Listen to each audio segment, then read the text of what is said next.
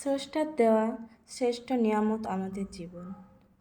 জীবনের সংজ্ঞা এক একজনের কাছে এক এক রকম হতে পারে, তবে গুরুত্ব আর মায়া সবার কাছে সমান।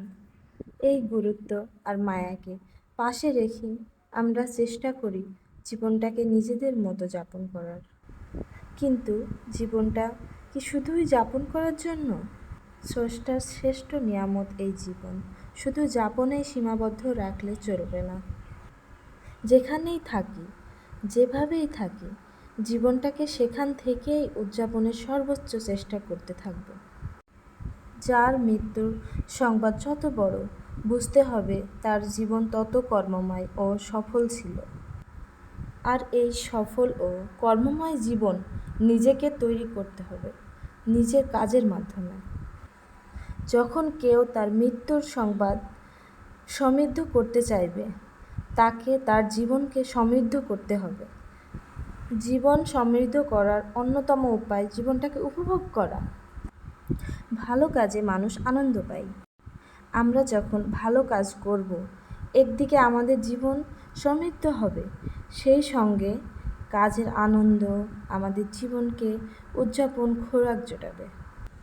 আমাদের প্রত্যেকেরই জীবনে বাইরে যে আরও একটা জীবন আছে, তা কি আমরা কখনো অনুভব করেছি?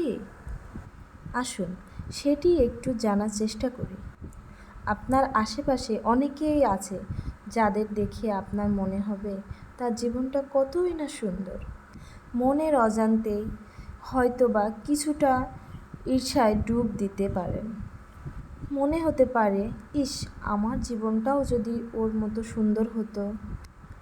কিন্তু তার জীবনেও অবশ্যই কোনো অপূর্ণতা আছে, তা হয়তো কেউ জানে না। একটু ভাবুন, সামাজিক যোগাযোগ মাধ্যমগুলোতে আমরা আমাদের জীবনের সুন্দরতম মুহূর্তগুলো শেয়ার করি, কিন্তু এর বাইরে খারাপ সময়, দুঃখ কিংবা কষ্ট প্রতিনিয়ত প্রত্যেকের জীবনে সমানুপাতিকভাবে বহমান। সেগুলো কিন্তু আমরা কাউকে দেখাতে চাই না, বলতে চাই না, জানতেও দেই না। কারণ জীবনের কষ্ট আর দুঃখগুলো একান্তই নিজের।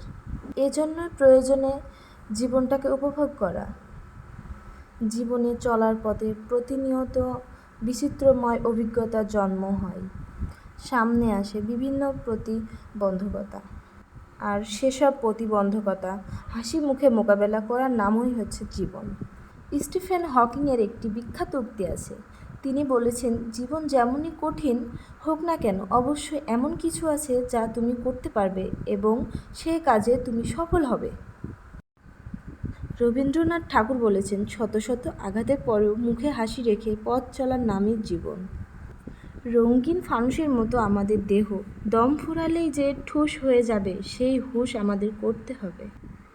এবার সময় এসেছে ঘুরে দাঁড়ানোর, সময় এসেছে চিন্তা করার।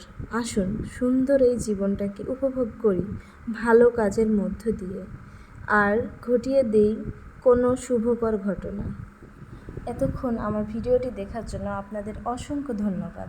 এতদিন যেভাবে আমার পাশে থেকে এসেছেন, আশা করি সামনের দিনগুলো এইভাবে পাশে থাকবেন। আজকের ভিডিও এই পর্যন্ত। সকলকে ধন্যবাদ।